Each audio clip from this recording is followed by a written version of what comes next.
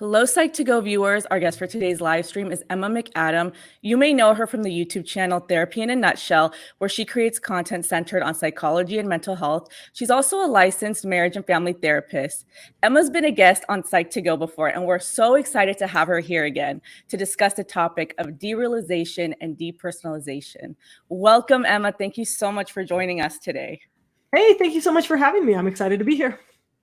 We are too. We're so excited to have you here. So can you tell us a little bit about yourself and your background? Sure, yeah. So I'm a licensed marriage and family therapist. I've been working in the treatment field since 2004, and I've worked in a bunch of settings like juvenile corrections. I worked in a couple of wilderness treatment programs, a couple of adventure treatment programs, and residential treatment. And currently I do outpatient therapy in Utah. And how long have you been on YouTube? Let's see. I put my first YouTube video up about 6 years ago. So. Wow. Yeah. That's amazing. And I'm a big fan, just on a personal level. Thank you. Thank you. Yeah, I do love it. So yeah.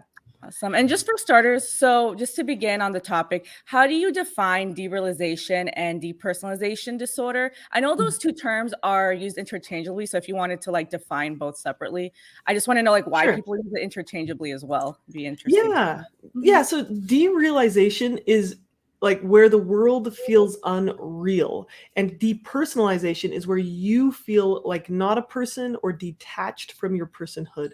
So if we break that down just a little bit, derealization often feels like when someone's experiencing really high anxiety, things might start to feel fuzzy or off. Things might sounds might sound different, or that time might feel really fast or really slow, or they might feel kind of buzzy and fuzzy. And so that's derealization is things just don't feel the way they normally do. Things don't feel real. Or depersonalization is you don't feel connected to yourself, to your body, to your mind, or your soul. You feel like you're maybe floating above yourself sometimes.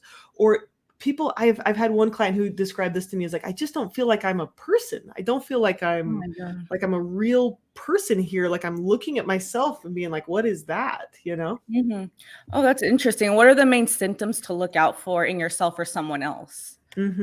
So usually, I do want to kind of make a distinguishing, to separate diagnoses here. So usually when we're talking about derealization and depersonalization, we're talking about when your anxiety gets so high that your body kind of creates this, or your brain and body kind of create what they call an airbag, where it kind of numbs or deadens your sensations or alters your sensations. So usually when we're talking about depersonalization, we're talking about it in conjunction with an anxiety disorder, sometimes a depressive disorder, and frequently with trauma. So, and trauma, contributes to anxiety and depression. So the symptoms are, with those, you usually have a lot of anxiety, a lot of stress, things are building, things are mounting, or you're having a panic attack. And when they hit that climax of kind of the worst, then your body creates this kind of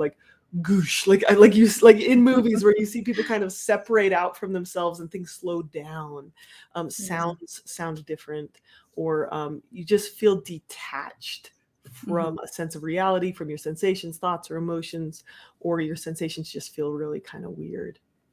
And those differences are important, right, in diagnosing? Okay. They are. So when we do a differential diagnosis, a lot of people wonder, does this mean I'm schizophrenic? Does this mean I'm having a delusion here? And it's important to note that it's not. Derealization, depersonalization are connected with anxiety, depression, and trauma. And schizophrenia sometimes has some similar symptoms, but they're not the same at all. That's a different diagnosis, and comes with a lot of different symptoms. So if you're experiencing derealization, depersonalization, it's not schizophrenia, it's anxiety, depression, or trauma. Usually. Okay, that makes sense, because I was going to ask, what does it have to do with childhood trauma, especially because I know that for both disorders, dissociation is a major symptom. So Yep. So, okay, I like to think of this from a polyvagal theory approach. So, polyvagal is a body-based approach to understanding trauma. And if we look at your nervous system, when you're, just doing your thing, your default setting is this safety mode, this rest, connect, digest, feed, and breed, right? They say so you're relaxed, you're able to enjoy connecting with people, you are interested in eating, your nervous system's kind of calm and it heals and stuff. And then when there's a threat, you bump up into this nervous system arousal or nervous system activation where you do the fight, flight, freeze response. And if you can fight off that threat, you often have this heightened kind of like your body goes into fight or flight mode. Most people know what that is, but your blood, your heart rate pumps, your heart pumps faster and your muscles get activated and all of that. And then the next step on this polyvagal ladder, actually, I'm kind of doing it upside down, but you have this safety mode. You go into activation mode. And when something is overwhelming, when the threat seems impossible to overcome, the third state of your nervous system is this shutdown response. So the shutdown response, and sometimes people refer to this as freeze, but there's a type of freeze where you're like, and you're really keyed up and you're like frozen, but like really at a high activation level. And the shutdown response is like a switch gets flipped and you go down into this very old nervous system reaction that protects you from a danger that you can't escape. So I'm sorry if this is getting a little too technical here, but this shutdown response essentially numbs your feelings. It helps you dissociate from your feelings. So let's imagine you're a little baby impala and a cheetah is chewing on you. Like you can't kick it away. You can't fight it off. The only thing your body can do is make you just shut down, detach, not move. Maybe the cheetah will get bored and you won't be feeling it so much when it's happening. And then you just jump up and run away. Like I've seen videos of this where this has happened. So the shutdown response protects you from big, overwhelming threats that you can't escape. So if we compare that to childhood trauma, that's what your question was, childhood trauma. And I'm like, here, let me teach you about the nervous system. But thank you for that. So childhood trauma, if you think about being a little kid in a chronic trauma experience, like where your family is abusive, a CPTSD experience, then there's frequently these experiences you can't escape.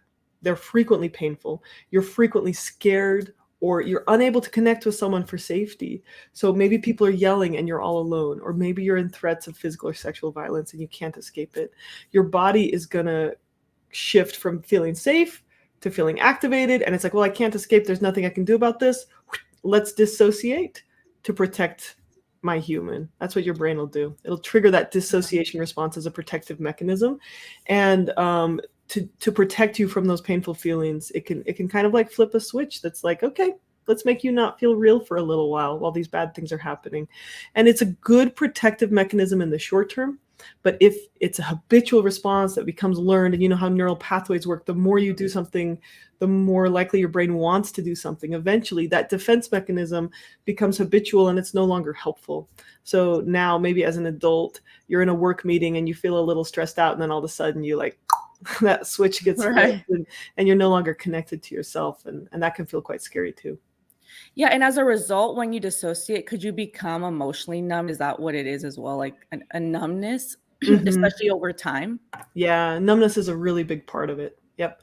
So as you dissociate, emotional numbing is a big part of it. Emotional blunting or feeling separated from your emotions or shut down. And then you mentioned in one of your videos on depersonalization that dissociating occasionally doesn't necessarily mean that you have the disorder. So how can someone tell the difference? That's a good question.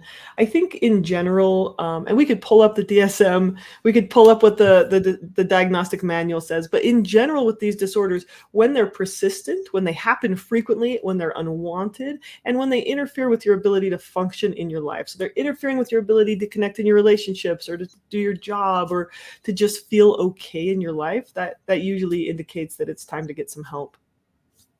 Yeah. And so the feeling of being outside your body, I mean, is that common for everyone to experience, or is that just something that, happens to some people? Can everyone like kind of relate to that feeling? I think I don't have the numbers on that. I don't know, but depersonalization, where you feel separate from yourself, is kind of a unique situation. And I was looking at some numbers, and it said, up to 50% of people with depression have experienced some form of derealization or depersonalization. So it's more common than we think. Yeah. More common than we think, that they maybe would experience this. And then again, I think I read somewhere people with panic attacks maybe 17 to 30% of the time experience this feeling. And then how can someone be diagnosed with derealization or depersonalization? Like if they were wondering if they have it and they want to find out. Yeah. Yeah. You would definitely want to work with a licensed mental health professional. So sometimes doctors would diagnose this, but in general, you'd go to a therapist or counselor with a degree, and they would go through the checklist with you and decide if that diagnosis fits your situation best. And I was going to ask, like, how is someone diagnosed? Maybe like if they don't know that they're going through it, because a lot of people, when I was reading about it, I was shocked. I was like, oh, this is something I think I might have experienced. And I didn't even know this was an actual disorder. So like, have you ever like diagnosed someone and then maybe they didn't realize they had it, in that situation? So this is interesting because I think of this as is a good question. I've never personally diagnosed someone with this diagnosis for two reasons. One is because in my mind, it often just falls under the category of trauma. So when I'm working with someone with trauma, I think of this in the whole context of a nervous system approach. I think of this in the whole context of a trauma-informed care. And for me, like the thought of dissociation, depersonalization, derealization is a symptom of PTSD, and we're treating PTSD. So usually the label that we go with if we want to get funding. So I'm also kind of, the second reason is I'm kind of like at arm's length with diagnoses. I have a love-hate relationship with diagnoses. Diagnoses are absolutely helpful when we want to communicate with other people, when we want to get funding for our treatment, when we want to do research. Diagnoses and labels are really helpful. And when people over-identify with a diagnosis and they say, well, this is who I am, this is how I am, this is something permanent about me, then diagnoses can create a little bit of learned helplessness and a little bit of cause a little bit of harm there. So that's one of the reasons why I'm kind of arm's length with diagnoses like these, but understanding the symptoms and giving the symptoms a name, like, oh, this is a dissociative episode. This is what dissociation or derealization is, and there's a name for it. Now someone can come to me and say, well, oh, I had a derealization episode, or I'm experiencing derealization, is something that's really helpful for people. So going back to what you said, have I ever diagnosed someone with this? There's definitely been times where I'm working with someone with PTSD and I'm like, and they're having a dissociative episode where they're feeling, derealization or something like that. And I'm like, hey, this is what you're experiencing. Did you notice what led up to it? Let's talk about the triggers. Let's talk about what's going on mentally for you, or the stressors you were having that led to things getting so overwhelming that your body decided, oh, let's protect my person by triggering this response. So definitely helpful to add that languaging. I've never worked with someone who experienced these symptoms all by themselves. And I know there are people like that. I saw a video, I think it was on the BBC. There was a YouTube video from the BBC about someone in England who they just have felt like depersonalization for years and years. Oh, wow. And that's kind of their only diagnosis that they mentioned. But for me, I usually kind of put it as a sub-diagnosis under depression, anxiety, or PTSD. It's perfect that you touched on that, because I was about to ask that. What causes derealization and depersonalization? I know you said childhood trauma is a big one. So if you could expand on that, and also maybe some other possible causes for it. Yeah. I mean, I worked with a client who had bipolar disorder. And when he was hypomanic, so he had bipolar 2, when he was hypomanic, which is a low mania, he just felt like highly energized for like a week, twice a year. He just felt like a lot of energy, went out and bought some stuff and like was excited. And then for the other like 6 months of the year at a time, 6 months and then a week and then 6 months and then a week, he would just feel kind of like low and down and dead and numb. And that would be like, in that situation, I do think it was bipolar that was really directly contributing to those feelings of derealization. Like he just felt kind of numb.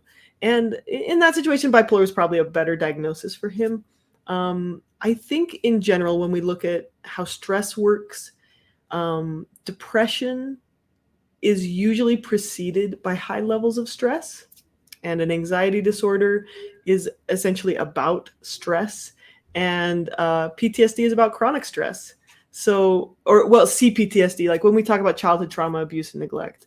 PTSD by itself can be a short-term stress, a very acute stress that then becomes chronic by the way we look at it. So what causes depersonalization and derealization? My conceptualization of it is when your nervous system gets overwhelmed by stressors that you aren't resolving. So you've got these things coming up in your life, maybe with anxiety disorders, it's like worry, and you just worry and you worry and you worry. This is the main stressor that causes generalized anxiety disorder, and you're constantly worrying and worrying and worrying. Then eventually, the long-term effects of that is that your internal mental reserves and your physical reserves get worn down, and you don't have the ability to kind of face those worries anymore. And your body's like, I'm overwhelmed. Life is too overwhelming. My human is too overwhelmed. We've got to revert to this shutdown state to protect my human. And so that kind of triggers that derealization experience. And with depression, I think, chronic stressors, like, well, first off, like internal stressors, like beating yourself up, constantly telling yourself you're a bad person. And that can also stem from having been told you're a bad person or being mistreated as a child, right? But like just constantly feeling like everything's awful, catastrophizing. So these cognitive distortions, these are all essentially stressors. They're threats. Your body perceives them as threats. Your brain perceives them as threats. And with depression, I think my favorite conceptualization of depression is when your system gets overwhelmed by adversity, it goes into, again, like a kind of a shutdown state. So, yeah. I love that you brought that up, because I think that you're the first person on YouTube to actually like really sort of lump it in a good way, like lump it in with childhood trauma and complex PTSD. Like even in our own videos, I've never seen the connection, and now I see it. Like the stress can make someone dissociate, and I can see how it would cause that. And I was going to ask, so when it comes to disassociation, what are from what you've seen, what are the emotional and physical manifestations of that? Well, dissociation is interesting because it's like leading up to dissociation or depersonalization, derealization, leading up to it, the emotions are often big, intense, loud emotions like fear, stress, shame. Shame is a big one. Discouragement. And so, or as especially anxiety, agitation, and fear, right? The aspects of fear. So as people lead up to dissociation, there's generally this like building and building and building and building. And when people don't have the resources, or they don't have the support network, or they don't have the skills to take those emotions one at a time and process through them and work through them and resolve them. So let's say you're a little kid and your parents are fighting and screaming and it's scary all the time in your house and they don't let you talk to anyone, or you don't have words for it, right? Those emotions get bottled up and they just build. And we're super resilient. Like humans are super resilient. We all have an inherent ability to resolve emotions, to resolve stress. But the problem is when it happens too fast for us to manage, we get overwhelmed, or when it happens for too long. We have like reserves and we're resilient and we keep trying. And then at some point, our body's like, okay, that's enough. Like, I'm not going to be dealing with this anymore. We got to protect. Your brain's like, I'm going to protect my human by just like detaching. And it's not like people do it on purpose. It's not like people do it intentionally. It's just something that happens. And so a lot of times people can feel kind of out of control about it. Like, this is something that happens to me, really messes me up. One of the other features that I forgot to mention is kind of a loss of time. People feel like they don't, they lose time, like they forget stuff, they don't store memories, or they feel like time passes really fast. Like everything's happening so fast, I can't deal with it.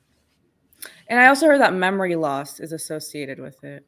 Yeah, that's one of the things I meant. Yeah, like yes, memory loss. Absolutely. Thanks for clarifying. That's what I was trying to say. Yeah. And so with dissociation, when one dissociates, what is dissociation and what is it not? Like we already explained like what it is, but like sometimes people will say like, I'm daydreaming, I dissociated. Is that the same thing or? So humans are just, it's a good question, Michelle. So humans, we're really good at suppressing, avoiding, distracting ourselves from our feelings. We're really good at avoiding threats. We're really good at doing this in lots of creative ways. And daydreaming can be one of those, but so can defense mechanisms. Like me, like, oh, if I make a mistake at work, or I'm a little nervous about my ability to perform at work, I might create a defense mechanism like blame, like, oh my gosh, I hate my boss, he's such a jerk, as a way to protect myself from feelings of anxiety around Wow, yeah. around my ability to perform. And I made a list the other day of all the ways that we kind of are really good as humans at avoiding our feelings. And that can include daydreaming. It can include just mental avoidance, suppression, trying not to think about things, blaming, lots of defense mechanisms like blaming ourselves, blaming other people, making reasons, intellectualizing, and just straight up distraction. In addition to like other things like keeping really busy, like just staying really busy with something else.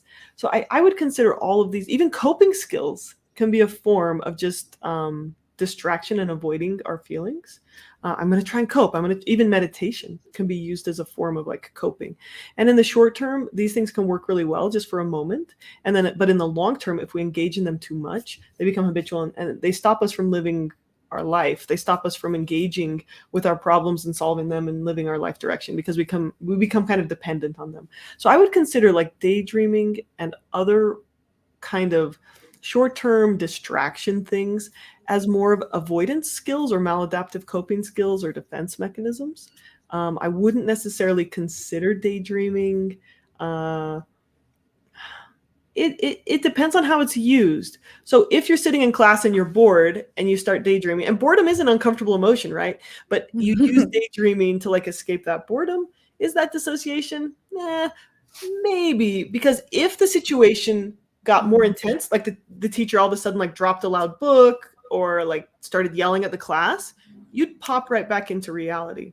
Yeah, I Where, think that's the yeah. main difference. Yeah, right? Like it's like a lot of these distraction techniques, they aren't at the peak of your emotions. They're like all of the long-term little emotions. Whereas if you're having a trauma response or like a really strong dissociation response, the world can be burning and you're still just kind of like locked in a little bit. Because it's like at the peak level of nervous system arousal or nervous system activation is when that dissociation derealization happens. Now, I do think it's possible to have it at a lower level and a chronic level, like these people who experience depersonalization for years. They might feel like a low level dissociation. I'm not going to deny that that's a real experience for people. But in general, I would consider this like, if we look at, I'm doing this mental chart of like, okay, safety, activation, shutdown. And like, it usually happens when we're in the shutdown response, not when we're in like the mid-level emotional activation stage. And so does dissociation sometimes, like severe dissociation, maybe cause someone to be in a catatonic state almost? Is that almost what it sounds like? They're catatonic, like It can. Yeah, it can. Yeah. If it's like severe trauma and grief. Yep. I've definitely worked with people who have kind of dissociated, shut down, not known where they were. We were talking to them, we were gently touching them, and they weren't able to connect. They weren't able to re-engage. That's heartbreaking, honestly, just thinking about it, because I've seen that too. Mm-hmm. And so what are some treatment options that you recommend in a situation like that? Yeah. So there's two things here. So the first thing is like, oh, if you are in a dissociative episode or you feel yourself dissociating, what can you do? And then what's the long-term option? I'm going to start with the long-term option, because a lot of times if you read articles on the internet, they all kind of say the same thing. Well, look at this. I'm going into the short-term option. Okay, all the articles on the internet, here's the short-term answer to dissociation, right? The short-term answer is try to calm your nervous system down. Practice deep breathing. Use your senses to connect to your environment. So there's a lot of grounding skills most people who watch a lot of psychology stuff would know, but like re-engage with your senses. So one of the things they say is like, you can put a mint in your mouth, or even better if you put something sour in your mouth. And I'll tell you why. It's all about the nervous system. When our nervous system is relaxed, we release saliva because we're releasing we're doing our digestive stuff. Rest and digest is the parasympathetic response, the calming response. So you put something sour in your mouth, it releases, you get the saliva in there, and then it also triggers your nervous system to calm down, which is pretty interesting to me. So you could taste something, you could feel something. Like, this is when I'm working with clients who are actively dissociating. I'm like, what do your pants feel like right now? And they'll like pat their legs, and they'll touch their pants, and they'll feel the texture, they'll touch their face. You do sight, sound, touch, taste, smell. You're like, oh, what can I smell? What can I hear? And you try and re-engage with your senses, because often the present moment is safe. If we can re-remind our nervous system that we are safe, that'll help us calm down. So deep, slow breathing and sensory stuff are kind of the main treatments in a dissociative episode when you're right in the middle of it. The long-term solution is learning to process emotions. It's learning to work through those emotions so that they don't build up. So like if you've got a ton of stressors, like let's say you have stressors from your childhood, those aren't in the past. They're in the present moment. Mm-hmm. In the present moment, you have feelings of shame pop up, or in the present moment, you have memories that are really painful that you haven't worked through, or in the present moment, a little, like something outside happens, like maybe your husband gives you a piece of feedback that's like a little bit of criticism, and you feel like a little kid again who's getting yelled at, right? Mm-hmm. And so in the present moment, you're having this reaction, and you don't know how to solve this problem. You don't know whether you're a good person or not. You don't know whether you don't know how to work through a relationship communication issue. So the solution to that is like learning to work through relationship problems, or the solution to the job experience is like, oh, learning to either develop the skill you need at work,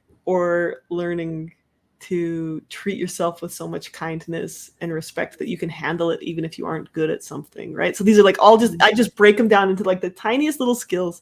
And and where do we learn to do these things? I mean, I think people are awesome. People who are learning these skills on the internet, people who are reading books and improving themselves, but really going to therapy can be one of the fastest ways to like learn these skills, because it's hard to learn them on your own. Absolutely.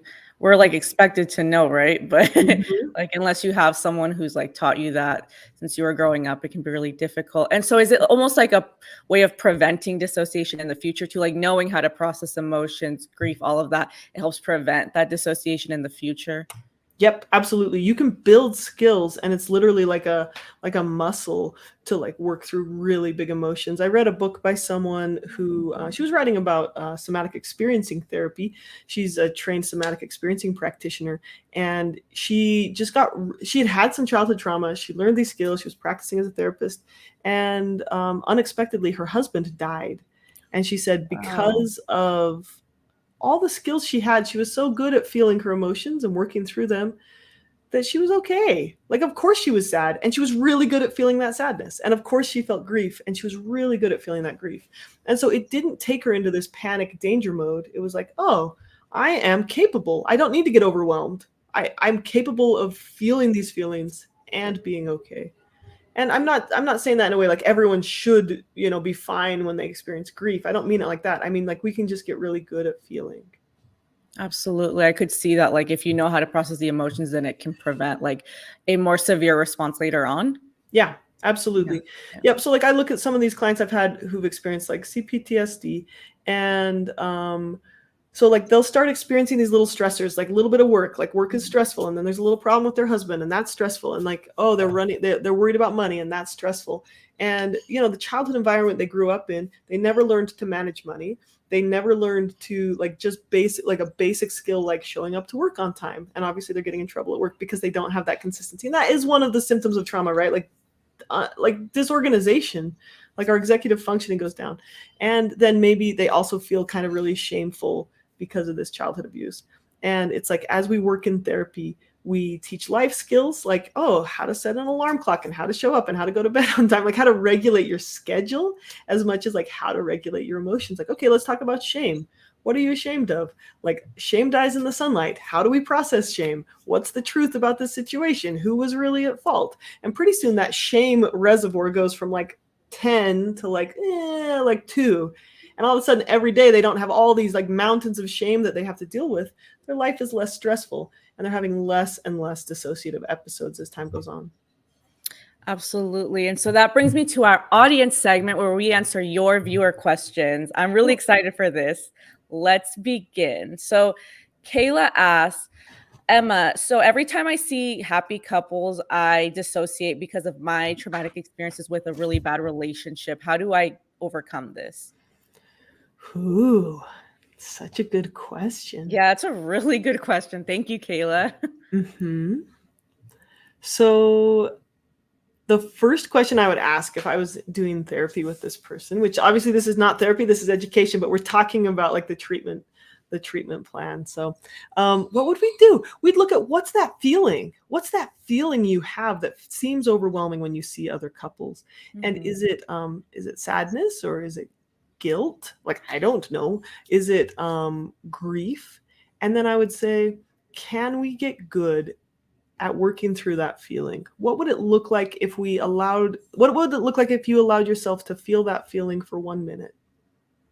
Wow. What would it look like if you made space for that feeling? And this is a really practical skill from acceptance and commitment therapy. It's called willingness. And I'm not trying to plug my own channel, but the reason I made my channel is so people could learn these skills. So if you Google willingness or if you search willingness in YouTube, you'll probably see some videos of mine come up. And the idea is you create a present, like, so how do you feel feelings instead of dissociating with them, right? How do you feel feelings instead of dissociating? You get present with them. You expand, you like make space. Like, I can handle feeling this intense amount of sadness. And we don't judge feelings as good or bad. We accept them. We get curious about them. So you pretend like you're a scientist who has never felt sadness before. And you're like taking notes on it, like, where do I feel sadness in my body? If I were describing sadness to someone, what would it be like? We have what Buddhism calls a beginner's mind, where we're just really curious about it. And then you can also just soften your body as you feel it. Like, you just like open up and make some space while you feel these feelings. And you would practice feeling your feelings instead of dissociating from them. That's the short answer. The acronym I just used there was PEACE. So like present moment.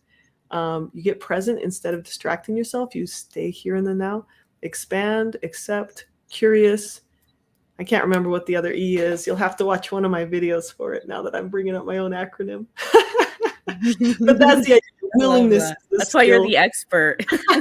That's why I write things down. Right? And if processing that grief or sadness from that old relationship feels so hard, there's a lot of tools that we use in therapy to do it. One of them is talking about it.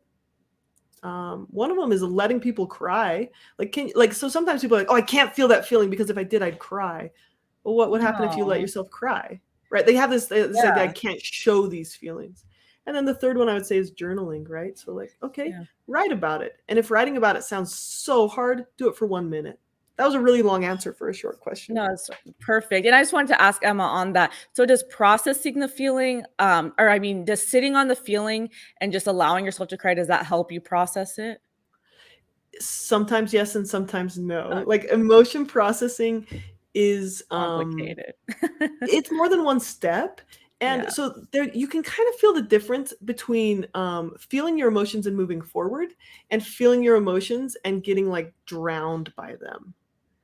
Yeah. And I think working with a professional can help you know, like, if you're moving forward with them, because sometimes when you are moving forward with them, it does feel like you're drowning. Yeah. But like, if you're feeling them, I would say like include movement, because that third stage of the nervous system where you're in shutdown is immobilization. So if you're feeling them and you feel like you're drowning with them, try to take some action, like paint them, draw them, sing them, listen to a song about them, write them down. So like, we just want to avoid immobilization when we're drowning in Yeah. a feeling. Absolutely. Yeah, we just want to take some action. And then Alexis asked a really great question. What is the connection between ADHD and dissociation? I'll be honest, I don't know. I will take a stab at it and say that if we want to process emotions, it requires a couple of different steps, like we were just talking about. And if we look at how ADHD affects the brain, a lot of it's executive function, which is impulse control and motivation and making yourself do things you don't want to do and organizing your thinking. And so with ADHD, it's hard to remind your brain what you're trying to focus on. With ADHD, so that's what the role of executive function in your brain is to kind of choose, like, okay, I want to be eating ice cream, but I'm going to choose to go for a walk, or I should be working on my paper and instead I want to watch TikTok. And so like the executive function part of your brain helps you do the things you don't want to do. It helps with impulse control and motivation and stuff like that. So if you were dealing with dissociation and ADHD, then it might be a little bit harder to redirect yourself from this habitual learned response of dissociation. Like, oh, you've just been dissociating over and over, and you need to break that neural pathway. To shift your attention back to the present moment would be a little bit harder when you have ADHD because of that executive function piece. Mm-hmm.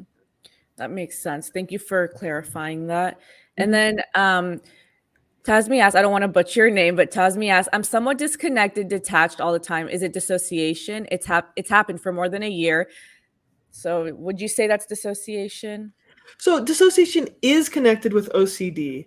And that can happen. OCD is no longer in the chapter on anxiety disorders in the DSM. Like, they are a little bit different, but OCD is connected with high anxiety and high anxiety about thoughts. So if someone with OCD, if this is really OCD, where you're having this thought or an intrusive thought and it just keeps replaying and replaying and replaying and replaying, and you're focusing on that, that can cause extreme distress. And that could do two things, right? One of them is like a hyper focus on that thought, or a hyper focus on fighting that thought, where you get just as engaged in a process of distracting yourself from the thought by like doing all these rituals to not think of it, whether they're mental or physical, whether it's hand washing or whether you're counting in your head or doing something in your head to like avoid that thought. Or the other thing that can happen is your nervous system just gets so activated, so anxious about this thought or so anxious about this situation, that it does kind of trigger that switch and flip you into dissociation.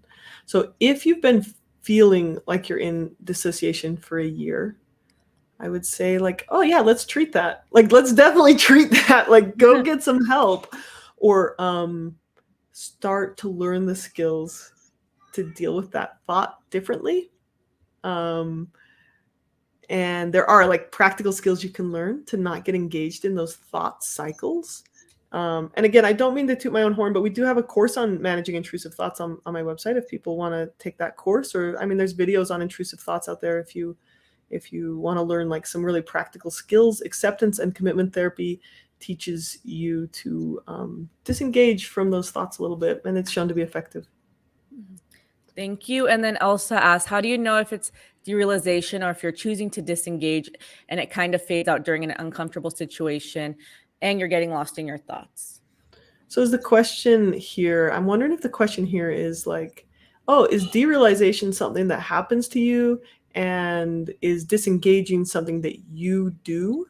Yeah, I think that's what it's like. She's asking kind of like, how do I know if it's like a choice, or if I'm doing it like, or if it's just something that's happening to me? Yeah. And I would say, I don't know, but what does matter is what you can change. So we look and we say, what is in your control right now? And I think sometimes people have this idea with derealization or with any diagnosis that like especially mental health diagnoses, that a diagnosis is something that happens to you, and that everything else is your choice. And the truth is, it's a lot fuzzier. I'm certainly not going to blame people for their diagnoses. Like, it's not your fault if you're experiencing a mental health condition. But there's usually quite a bit you can do about it. So I would worry a little bit less about like, oh, is this something that happens to me or something I could do something about? And I would instead focus on, well, I would ask these questions. How is it impacting your life? Is it impacting your life negatively? I would ask, the second question would be, what do you want your life to be about? What are your values? And this is all straight from acceptance and commitment therapy. This is the work we do in acceptance and commitment therapy. What do you want your life to be about? Is this dissociation or disengaging, whether it's derealization or just you're choosing to disengage? They overlap, right? It's a spectrum here. It's not just like one of them is something that just happened to you. It's like the spectrum of like, okay, biology, psychology, and your choices all add up to make this. So what do you want your life to be about? Is this interfering with it? And then third, what can you do about it? So either way, whether it's intentionally kind of disengaging with reality because it's painful, or that's just such a habitual response that you learned over the last 20 years of childhood trauma that you can't really stop yourself from doing it. Either way, the same treatment approach is, I want to learn skills so that I can be intentional about what thoughts and feelings I act on. I want to learn skills so that I have more flexibility in my life so that I can live the life I dream. So if I want to be engaging in with my family, I want to be engaging with my family, but I have these old memories that make me feel ashamed, and then I just shut down and then I disconnect from my family. I'm like, okay, I want to learn to work through these old memories and this shame so that I don't disengage when I'm hanging out with my family. And so I would just ask yourself the question, what can you change? And it would be learning to be more present with your feelings. Yeah. Thank you, Emma. And then Hannah asked, how do I express what I'm feeling to other people? I have autism and it makes it hard for me to express my emotions. I think this is a great question. It is a great question. And I think it's a really hard question, even for people who are neurotypical. It's hard for us to like us. I don't even know how neurotypical I am, but it's hard for a lot of people to express and explain their emotions. How do I express what I'm feeling? If we were to take this from like just baby steps, the first thing I would say would be like, let's get words for what you're feeling. Let's develop words for what you're feeling. And it can be helpful to even just print out a list of all the emotions.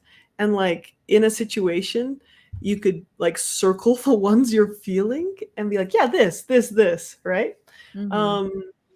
Or the other thing, one of my new favorite apps, and these are not sponsored in any way, but one of my new favorite apps is called Lotus Bud, and it's free. And what it does is just throughout the day, it just prompts you to check in with yourself and your body. So like you can set it to go off a couple times an hour or just 1 or 2 times a day. And when it goes off, you could say, okay, how can I identify what I'm feeling?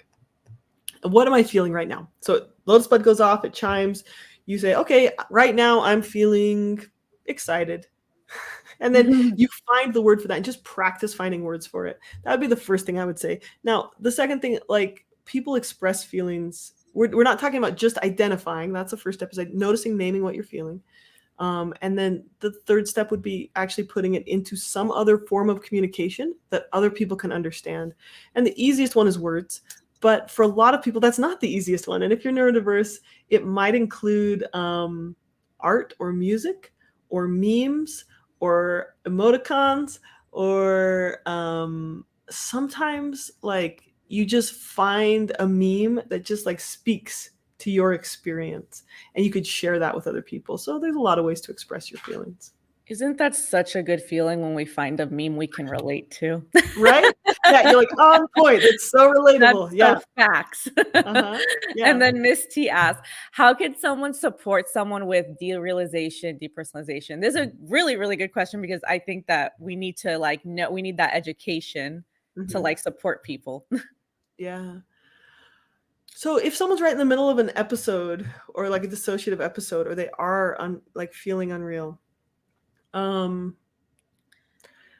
like helping them reconnect to the present moment, like redirecting your attention. Hey, it looks like you're zoning out a little bit. Can we come back to the here and now? Like giving little prompts like that might be helpful.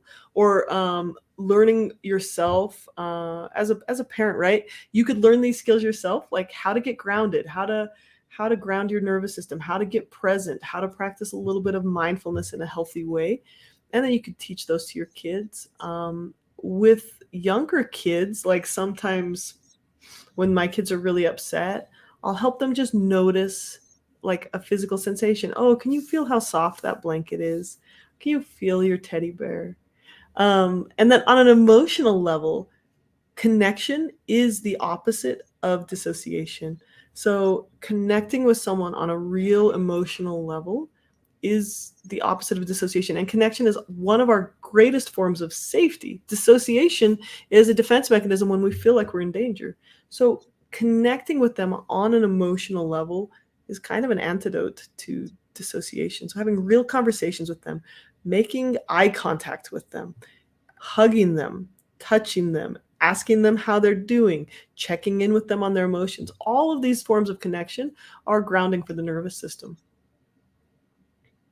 Awesome. Thank you for that. And I just wanted to give a shout out to this person, to this viewer before I end the segment. Antonia said, I love it when two of my favorite channels collab. Aw, thank you. Thanks, Antonio. Thank you. Thank you so much. And so that concludes our stream and our interview today. Thank you so much, Emma, for being here. You're, a friend of the channel, and everyone was like requesting you in this topic. So thank you so much for being here today. That's cool. Thanks so much for having me. Really appreciate it. Awesome. Well, thank you to our amazing, intelligent viewers for being here today. It was amazing. And we'll see you on the next one. Bye. Bye.